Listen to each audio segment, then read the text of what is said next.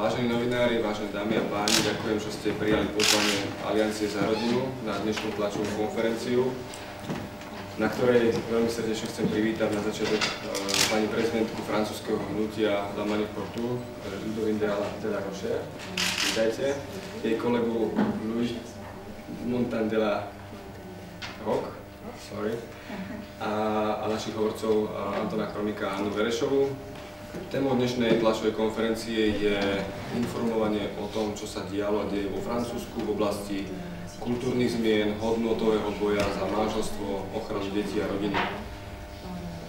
Pani Ludovine de la Roche je bývalou učiteľkou a bola zodpovedná za komunikáciu a fundraising pre nadáciu Jérôme Lejeune, čo je Inštitút výskumu Downovho syndrómu, a od roku 2012 je spoluzakladateľkou a prezidentkou francúzskeho hnutia La Manif pour tous, ktoré bojuje za ochranu manželstva, rodiny a detí vo Francúzsku po nanútených zmenách. Viacej nám povie ona sama a preto je odozdávam teraz.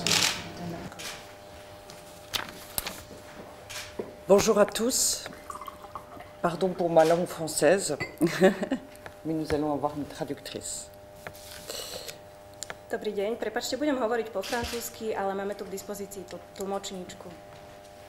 Je suis très heureuse d'être ici avec vous et pour parler un peu de la situation en France aujourd'hui. Vous savez que la Manif pour tous a été fondée il y a 2 ans, en octobre 2012, parce que le gouvernement français voulait ouvrir le mariage et l'adoption aux couples de personnes de même sexe. Som veľmi rada, že som tu dnes s vami a že môžem hovoriť o situácii vo Francúzsku. Možno viete, že Manif pour tous bola založená pred 2 rokmi, presnejšie v oktobri 2012, pretože naša vláda chcela otvoriť manželstva a adopciu pre páry rovnakého pohlavia. Nous nous sommes opposés à ce projet parce que le mariage, eh bien, c'est une institution dont la finalité est de fonder une famille. Et seul un homme et une femme peuvent fonder une famille. Qu'on le veuille ou non, un homme et une femme, nous sommes tous nés d'un homme et d'une femme. Il y a eu des millions, enfin des centaines de milliers de Français qui ont manifesté, très souvent, quelquefois tous les jours pendant certaines périodes, partout en France. Et des millions de Français partageaient notre analyse. Mais le gouvernement français n'a pas respecté la démocratie, il n'a pas voulu entendre le peuple français, il n'a pas voulu dialoguer, il n'a pas voulu, lui, faire de référendum. My sme boli proti tomu, pretože tento návrh podľa nás nemá zmysel. Rodinu môže založiť iba muž a žena. Či chceme, či nie, všetci sme sa narodili z muža a zo ženy. Stovky tisícov Francúzov demonštrovali na uliciach, všade po Francúzsku, vo všetkých mestách a milióny Francúzov zdieľali náš názor. Bohužiaľ, naša vláda ignorovala demokraciu, nevypočula nás, nemala záujem o dialog a takisto nezačala referendum na túto tému. Et l'Europe peut admirer la Slovaquie qui respecte la démocratie et qui est prête à donner au peuple slovaque l'occasion de s'exprimer. Alors donc en France, finalement, le mariage et l'adoption ont été ouverts aux couples de même sexe. Ce qui est logique, le mariage, c'est la filiation. Ils ont ouvert l'adoption en même temps. Et la difficulté, c'est qu'il y a peu d'enfants à adopter. Et donc, inévitablement, forcément, nécessairement, la PMA pour les couples de femmes et la gestation pour autrui sont réclamées maintenant par un certain nombre de personnes. A myslím, že Slovensko je naozaj hodné obdivu, pretože ako jedna z krajín EÚ rešpektuje demokraciu. Ale vráťme sa k situácii vo Francúzsku. Nakoniec bolo manželstvo ľudí rovnakého pohlavia uzákonené, spolu s ním aj adopcia. Ale keďže nemali dosť detí k dispozícii na adopciu, nevyhnutne prišla situácia, kedy požadujú tieto páry umelé oplodnenie, najmä ženy, a potom vynosenie alebo náhradné materstvo, či ako termín používa Aliancia za rodinu prenajom maternice. Alors la loi qui ouvre le mariage et l'adoption aux couples de même sexe a été votée en France en mai 2013. Depuis mai 2013, il y a eu des centaines et des centaines, près de 1000 enfants qui ont pu être adoptés, qui sont nés de PMA dans d'autres pays et qui ont été adoptés par des couples de femmes. Zákon prešiel v máji roku 2013 a odvtedy prešli stovky adopcií. Tisícky detí boli vynosené v iných krajinách ako Francúzsko a následne adoptované pármi rovnakého pohlavia. Des enfants qui étaient déjà orphelins de père et de mère, et des enfants donc à adopter, comme je le disais, il y en a très peu.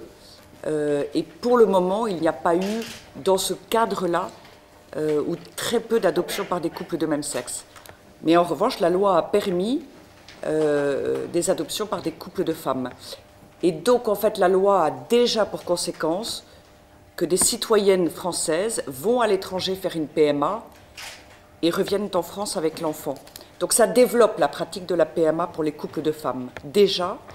Et la gestation pour autrui est encore interdite en France, mais beaucoup utilisent une femme pour porter leur enfant, utilisent une mère porteuse, achètent un enfant et le ramènent en France avec la tolérance du gouvernement français. Ça n'est pas légal, mais le gouvernement français laisse faire. Deti, ktoré boli sirotami, teda nemali matky ani otca, takých bolo naozaj veľmi málo. A zatiaľ bolo aj veľmi málo adopcií detí z detských domovov. Avšak zákon umožňoval ženám umelé oplodnenie, a tak francúzske občianky chodia na toto umelé oplodnenie a majú takto adoptované deti. Vynosenie alebo náhradné materstvo vo Francúzsku nie je legálne. Preto množstvo týchto párov ide do zahraničia, zabezpečí si vynosenie dieťaťa náhradnou matkou, zaplatí za toto dieťa a potom si ho prinesie späť, kde si ho adoptuje. Nie je to legálne, ale ticho sa to toleruje. On estime en une année qu'il y a eu environ 200 enfants qui ont été commandés à une mère porteuse à l'étranger et que des citoyens français ont ramené en France. Et la Cour européenne des droits de l'homme, qui est une institution fondée sur les droits de l'homme, la Convention internationale des droits de l'homme, qui reconnaît aussi la Convention internationale des droits de l'enfant, eh bien la Cour européenne des droits de l'homme, elle accepte, elle facilite, elle tolère ces pratiques. Odhadujeme, že za jeden rok takto bolo objednaných približne 200 detí. Teda tieto deti sa narodili v zahraničí, náhradnej matke a potom boli privezené späť do Francúzska, kde prebehla adopcia. Európsky súd pre ľudské práva toto toleruje, navyše to aj podporuje. A hovoríme o inštitúcii, ktorá vydala dohovor o ľudských právach a dohovor o právach dieťaťa. Et donc, 1 an et demi, moins de 2 ans après le vote de la loi, en France elle s'appelle la loi Taubira, moins de 2 ans après le vote de la loi, cette loi a déjà des conséquences très importantes. Alors, officiellement, la PMA et la GPA ne sont pas légales, mais en fait elles sont pratiquées, elles sont revendiquées très fortement, et bientôt, et le gouvernement commence à dire les Français doivent aller à l'étranger pour la PMA et la GPA. Ils ne sont pas protégés, c'est compliqué pour l'enfant. Il faudra un jour légaliser. On est déjà dans ces questions-là. Od prijatia toho zákona neprebehlo ani 2 roky. Tento zákon sa vo Francúzsku nazýva zákon Taubira. Ale už má veľké následky. Umelé oplodnenie ani vynosenie dieťaťa nie sú vo Francúzsku legálne, ale už sú realitou každodenného života. A keďže ženy musia chodiť do zahraničia a tam sa dať umelo oplodniť alebo objednať si vynosenie, pomaly sa mení aj táto situácia a hovorí sa o tom, že je to príliš komplikované, je to pre deti nevýhodné, keďže musia byť takto premiestňované a otvára sa otázka zlegalizovania aj týchto praktík. D'un point de vue culturel, moi je vois un changement très grand dans mon pays. Par exemple, tous les logos, les dessins, comme ici, qui représentent des familles, eh bien en France, les entreprises et les institutions n'osent plus les utiliser. Ils mettent des personnages neutres, ni hommes ni femmes. Comme ça, ils ne sont pas accusés d'être pour la famille père, mère, enfant ou pour la famille avec un couple de même sexe. Ils veulent rester neutres, donc on n'ose plus représenter une famille avec un papa, une maman et des enfants. Ça change notre perception de la famille et ça change même notre perception de l'être humain. On le représente maintenant comme s'il était neutre. A z kultúrneho hľadiska boli zmeny naozaj obrovské. Napríklad všetky logá, ako mám ja na mikine, zmizli, pretože podniky alebo inštitúcie chcú byť neutrálne, nechcú sa postaviť za tradičnú rodinu alebo za rodinu párov rovnakého pohlavia. A preto, ak aj používajú logo rodiny, všetky postavičky sú neutrálne, nie je vidieť, či je to muž alebo žena. Tak sa naozaj mení pohľad na rodinu. Rodina už viac nie je reprezentovaná ako mama, otec a deti, ale ako niečo neutrálne. Mení sa tak zároveň aj pohľad na ľudskú bytosť ako takú. La loi qui a ouvert le mariage et l'adoption pour les enfants, pour les couples de même sexe, est une injustice pour les enfants concernés. Ce sont des enfants qui n'ont pas de père ou pas de mère, et ils n'ont pas de filiation maternelle ou de filiation paternelle. Et quand ils ont deux femmes qui s'occupent d'eux, ils n'ont pas besoin de deux mères. Il n'y a pas de mère, c'est faux. Et on les prive de père. Et deux femmes ne peuvent pas remplacer un père. Même si elles sont merveilleuses, même si elles sont maternelles, on ne peut pas mentir sur l'origine de l'enfant et on ne peut pas décider que l'on prive un enfant de son papa. Il n'a pas besoin de deux mamans. Il a besoin d'un papa et d'une maman. Et deux hommes, même s'ils sont merveilleux, ne remplaceront jamais une maman. Alors dans la vie, avec les drames de la vie, il y a des orphelins. Et c'est un drame.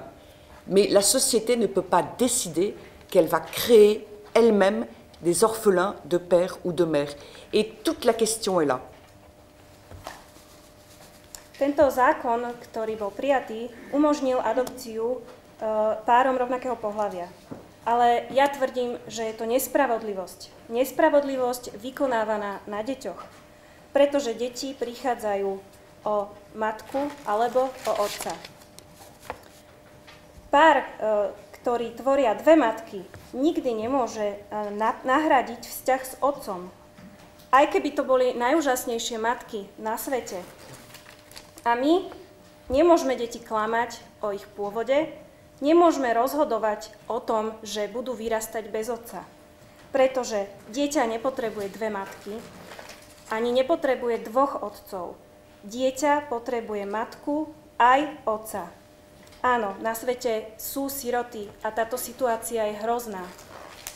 Ale spoločnosť nemôže umelo vytvárať siroty, ktoré by v páre rovnakého pohlavia nemali matku alebo nemali otca. Alors en France, en fait, on a créé une nouvelle inégalité. Une inégalité extrêmement grave, la plus grave qui soit. Il y a des enfants qui ont un papa et une maman, et il y a des enfants qui sont privés de papa ou de maman. On a créé une nouvelle inégalité. Et un enfant, il a besoin d'un père et d'une mère. Père et mère sont différents, ils sont complémentaires. L'enfant a besoin des différences sexuelles pour savoir qui il est, pour savoir et découvrir l'autre sexe. pour 1000 raisons, l'enfant a besoin de cette altérité. Et on a créé une inégalité vraiment très très grave. Voilà, donc les conséquences d'une loi comme celle-ci, elles vont très très vite. Vo Francúzsku vznikla takto nová nerovnosť. A táto nerovnosť je naozaj vážna a dramatická, pretože máme nerovnosť medzi deťmi, ktoré majú otca a matku, a medzi deťmi, ktoré otca a matku nemajú. Matka a otec sú nesmierne dôležití, pretože sa doplňajú, sú rozdielni. A dieťa potrebuje vidieť rozdiely medzi mužom a ženou priamo v rodine.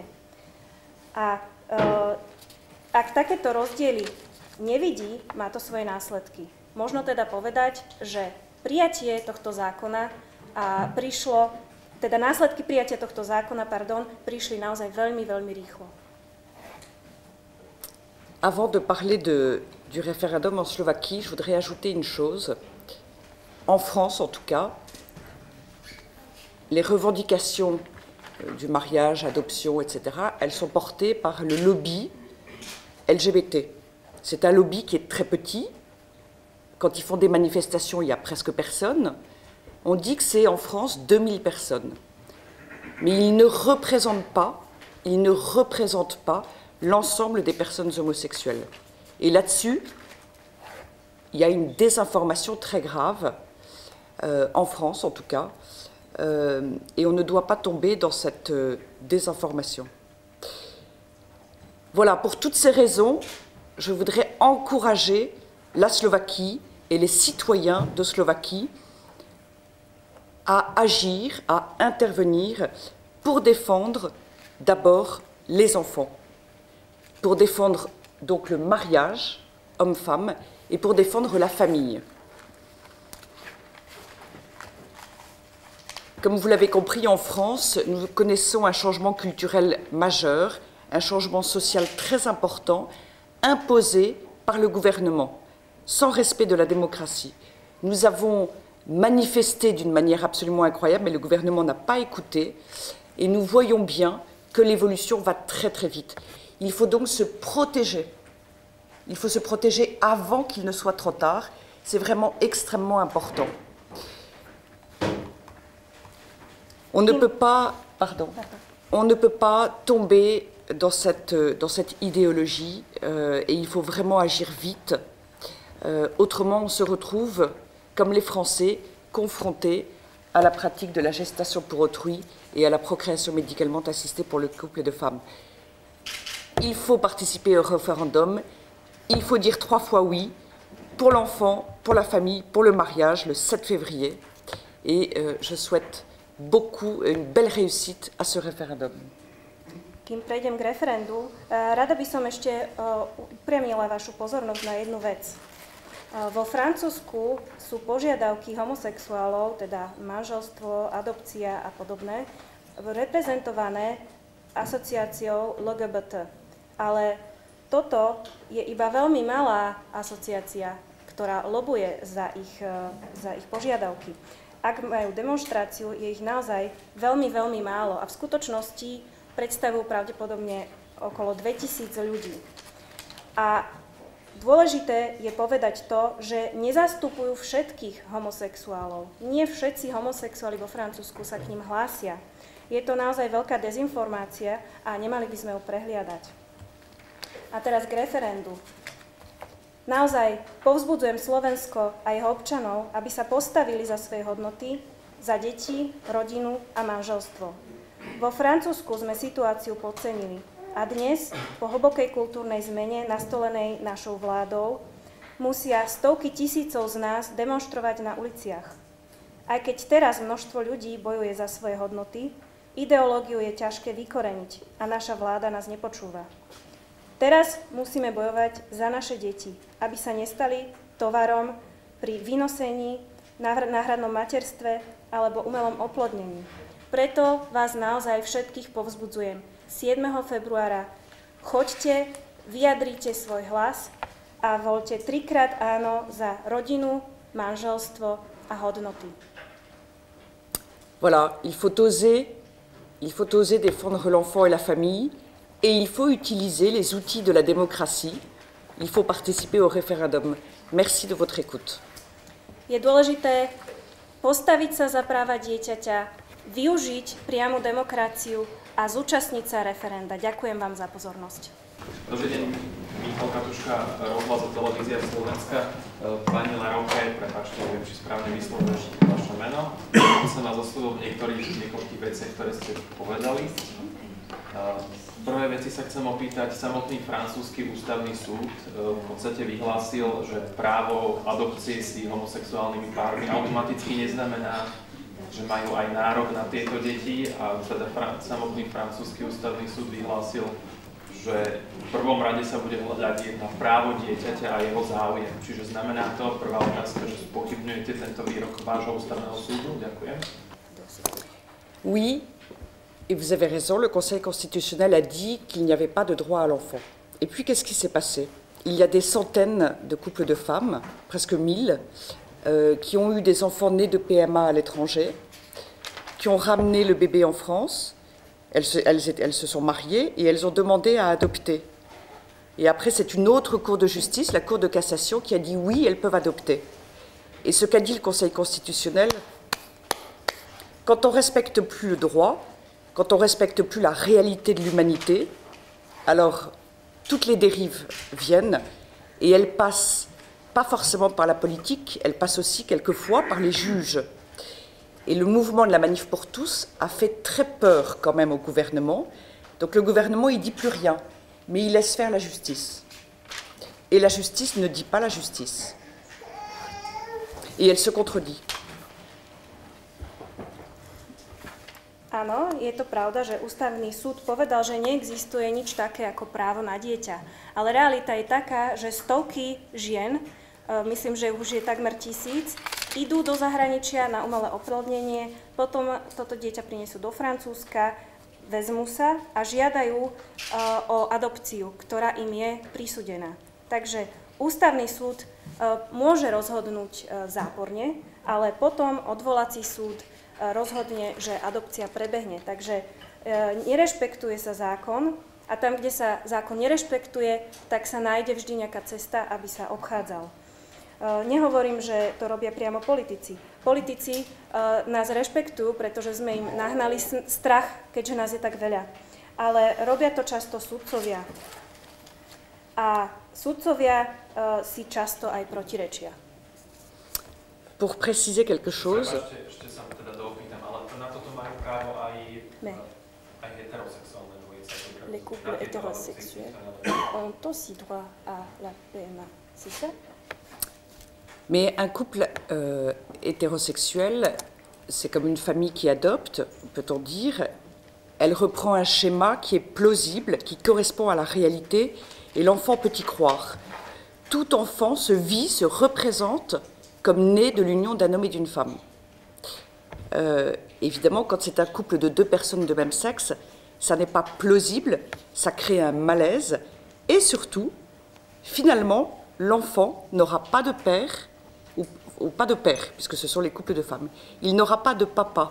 Et encore une fois, les 2 femmes en question, qui ne sont pas ces 2 mères, ça n'est pas possible, les 2 femmes ne pourront pas remplacer le père.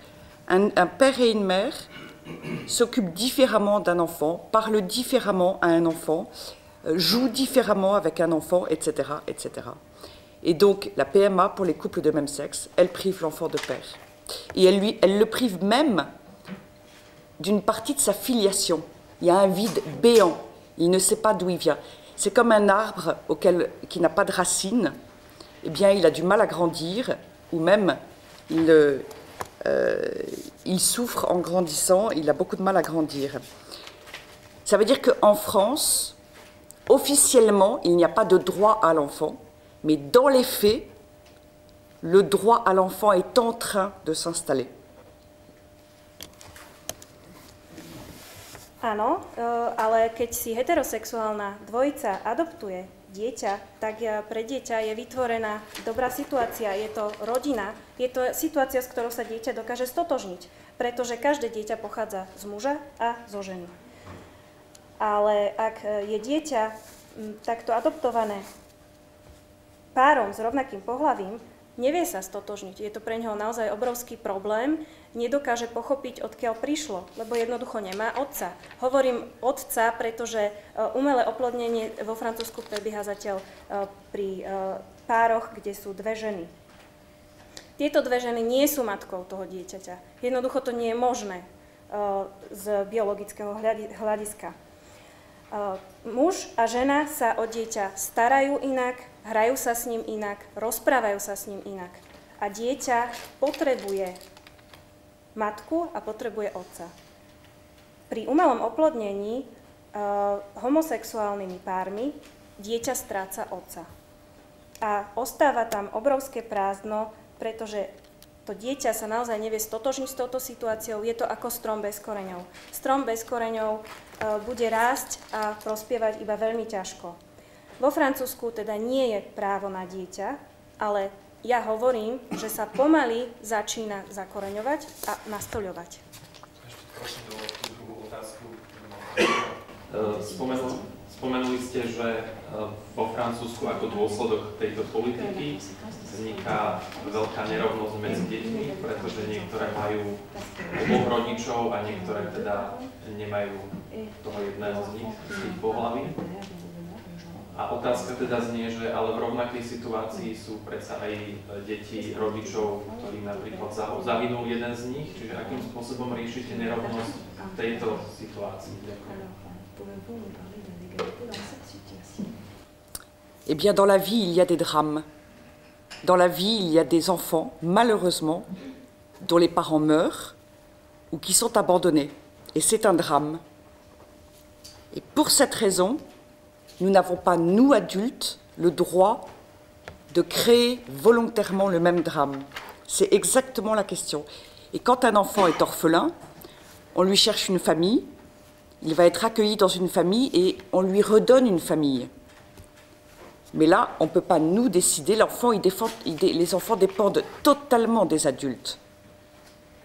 Ils dépendent totalement de nous et nous ne pouvons pas décider de les rendre orphelins. C'est toute la différence. On ne veut pas recréer des nouveaux drames. Áno, život prináša náročné situácie, prináša drámy a je to smutné. Smrť jedného z rodičov, alebo keď ho rodičia opustia, je naozaj náročná. Ale my nemôžeme svojvoľne takéto situácie vytvárať. Ak je dieťa sirotou, nájde sa mu náhradná rodina, ktorá mu nahradí to, čo mu život zobral. Ale my nemôžeme, keďže deti sú od nás úplne závislé, nemôžeme rozhodnúť o tom, že mu takúto situáciu v živote vytvoríme. Je voudrais compléter. L'adoption, c'est une institution qui sert à donner une famille à un enfant qui a perdu sa famille. Et l'adoption, ça n'est pas pour donner un enfant à une famille. On inverse, on détourne et on prive l'enfant. A ešte by som to doplnila. Adopcia má za cieľ dať rodinu dieťaťu, ktoré o ňu prišlo. Ale nie naopak, dať dieťa rodine, ktorá ho nemá. A to si nesmieme zamieňať. Ja chcem ujasniť, či som dobre pochopil, zaznelo to opakovane, že vo Francúzsku je umelé oplodnenie nelegálne. Či som to dobre pochopil, to znamená, príde žena a muž, že by chceli mať dieťa. Vo Francúzsku takáto možnosť nie je, alebo hovoríme o tom, že prídu dve ženy a povedia, že my sa chceme nechať oplodniť niekým iným, alebo jedna z nás. Že len, aby som si to ujasnil, že ako je to s tým umelým oplodnením. Alors, en France, la PMA est autorisée pour les couples hommes-femmes dont on sait qu'ils ont une cause de stérilité, une stérilité constatée. Voilà, c'est autorisé dans ces conditions-là.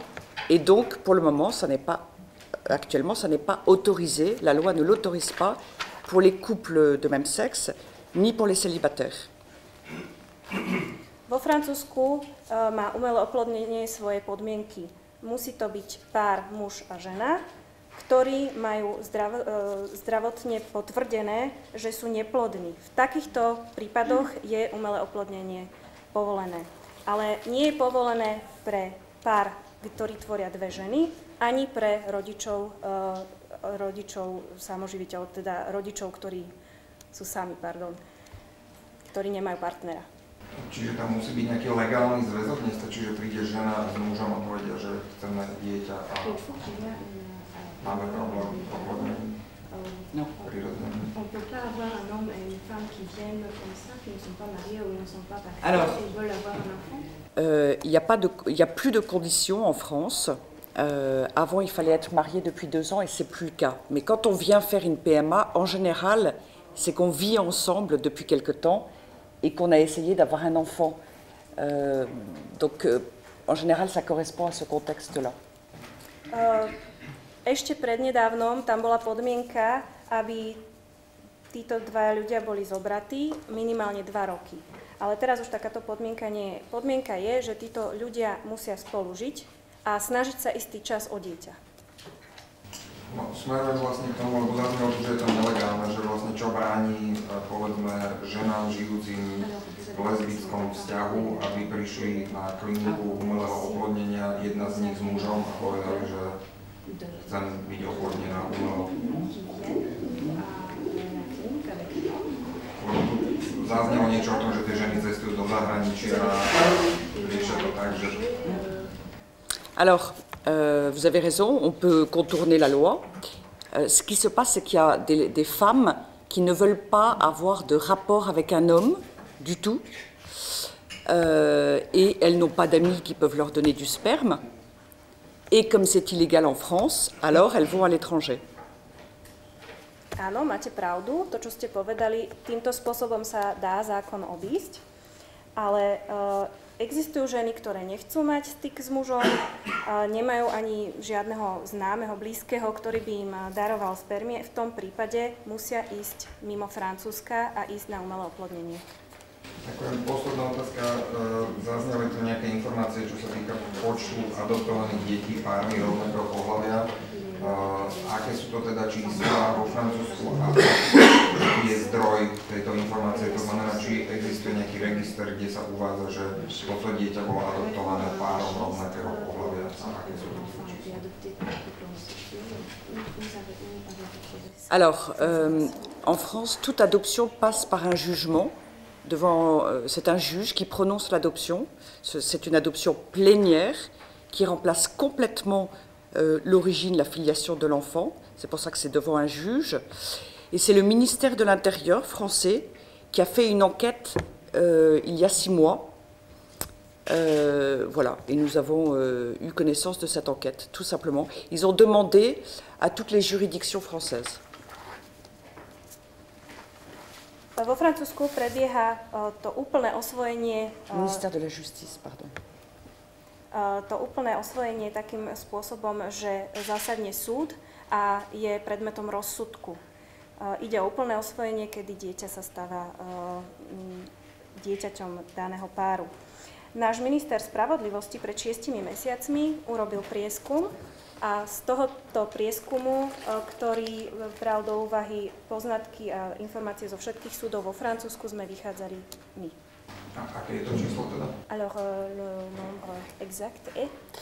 Alors, l'été dernier, il était de 730 ou 50, mais c'était il y a 6 mois. C'est pour ça que je dis près de 1000 aujourd'hui. Minulé leto to bolo 730 alebo 750, ale keďže odvtedy uplynulo 6 mesiacov, tak som povedala, že sa blíži k 1000. Merci. Alors il y a des juges qui ont refusé, c'est pour ça que ça a été devant la Cour de cassation, et la Cour de cassation, qui est une juridiction plus élevée, a dit si elles peuvent adopter. A boli tam prípady, kedy sudcovia odmietli takúto adopciu, teda neschválili ju a potom sa dané páry odvolali na odvolací súd, to je teda vyšší stupeň súdu a ten to povolil. Ďakujem, nech sa páči ešte ďalšie otázky. Ak je všetko jasné, tak veľmi pekne ďakujem za účasť na tejto tlačovej konferencii s pani Ludovine de la Roche z francúzskeho hnutia La Manifestation, jej kolegu Louis Montan de la Roque, našich hovorcov z Aliancie za rodinu. A dnes ešte máme program v Národnej rade, prijatie podpredsedov Národnej rady Eriky Brinovej a Jana Figera. Následne diskusia v Národnej rade v kinosále a diskusia v UPC v Mlynskej doline. Takže ešte v dispozícii sú a takisto kontakt máte, keby ste mali záujem ešte podebatovať. Ešte sú k dispozícii hostia aj na individuálne rozhovory, takže ďakujem veľmi pekne za účasť.